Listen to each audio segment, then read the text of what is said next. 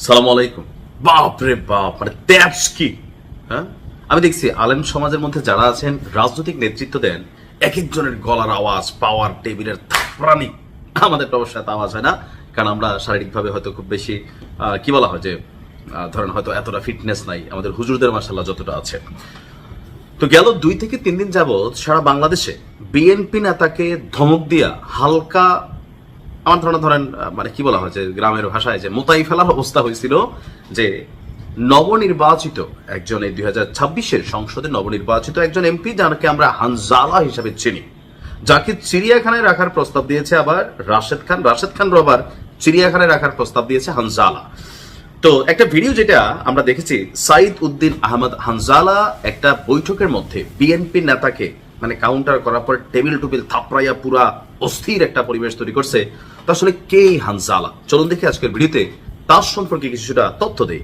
তবে প্রথমে বলে নিতে চাই, অনেকে, আমিও মনে করছিলাম এই ভিডিওটা করার সময় তিনি সম্ভবত জামাতের এমপি।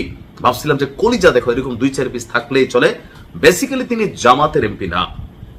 তার যে রাজনৈতিক দল সেটা নাম হচ্ছে বাংলাদেশ খেলাফত মজলিস। যাই হোক, সাইফ উদ্দিন আহমদ হানজালা, যিনি পীরজাদা হানজালা নামেও পরিচিত, একজন ইসলামিক বক্তা, পাশাপাশি আলেম এবং রাজনীতিবিদ, বাংলাদেশ খেলাফত মজলিসের নেতা এবং 2026 সালে আপনার যে সংসদ নির্বাচন, মাদারীপুর 1 আসন থেকে সংসদ সদস্য নির্বাচিত হন। আর তার রাজনৈতিক জীবনটা যদি আমরা একটু ঘাটাঘাটি করি, দীর্ঘদিন ধরে ইসলামিক ঘরানার রাজনীতির সঙ্গে যুক্ত এবং বাংলাদেশ খেলাফত মজলিসের বিভিন্ন সাংগঠনিক কার্যক্রমে সক্রিয় ভূমিকা তিনি রেখে আসছেন।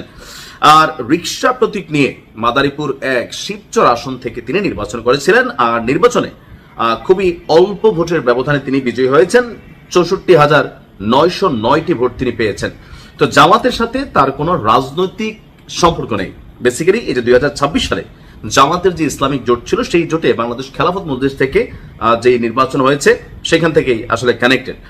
এখন এই যে ভিডিওটা আমরা ধরেন কি বলা হয় যে খুব বেশি আলোচনা করছি, এটা কি গত 2-1 দিনের কোনো ভিডিও না। আজকে এ নিয়ে তিনি একটা বক্তব্য দিয়েছেন যে এই ভিডিওটা বেসিক্যালি 1 থেকে 1.5 মাস আগের একটা ভিডিও। তো সেখানে একটা সালিশ ছিল। তো ওই সালিশে তিনি উপস্থিত থাকার পরে আশপাশ থেকে যারা সাইটটক করতেছিল তাদের উদ্দেশ্যে তিনি এভাবে ধমকাইছেন। এখন তিনি যত এটারে মাসালা মারেন, কিন্তু হানজালার বিভিন্ন ভিডিও ফুটেজ বিভিন্ন সময় সামনে আসে। তো আসলে ইসলামিক যেই মানুষের মধ্যে যে একটা ধারণা, বা যে ইসলামের শাসনে দেশে আমাদের দরকার, বা এরকম ইসলামিক যারা আছেন স্কলার, তারা যদি রাজনৈতিক ক্ষমতা যায় দেশটা মনে হয় একদম উল্টায় যাবে। কিন্তু হানজালাকে দেখে একটা জিনিস তো বাস্তব, যে ক্ষমতার যে লারাটা, অর্থাৎ পাওয়ারের যে ব্যালেন্সটা চেয়ারে মাননীয় আমাদের এমপি সাহেব, তিনি এই লারাটা আসলে সহ্য করতে পারতেছেন না। দেখেন, বিএনপির একজন নেতা, তিনি যেই মাপেরই হন, একটা সালিশি বৈঠক, বাকস্বাধীনতা তিনি বলছিলেন যে তিনি বিশ্বাসও করেন। তো পাশের থেকে, এটা তো ভাই বাংলাদেশের সমাজ ব্যবস্থার সিস্টেম। আরে আদালতের মধ্যে তো ভাই জজ সাহেব কথা বলার সময় 2 উকিল আদালতের রুমের মধ্যে ক্যাওস তৈরি হয়। সংসদে প্রধানমন্ত্রী কথা বলার সময় বিরোধী দল ক্যাওস ক্রিয়েট করে, ওয়াক আউট হয়।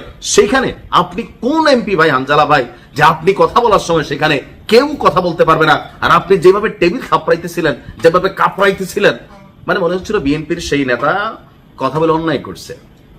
যত কিছু হোক, শোনেন, ক্ষমতা কিন্তু ভাই হঠাৎ করে পাইছেন। হ্যাঁ, সারাটা বছর দৌড়ের উপর ছিলেন, এখন একটু ক্ষমতা পাইয়া আপনি তো ভাই ক্ষমতাসীন দলরে দৌড়ানোর মতন একটা অবস্থা তৈরি করে ফেলছেন। তো সামনের দিনগুলো আসলে কি আসবে আপনি দেখেন।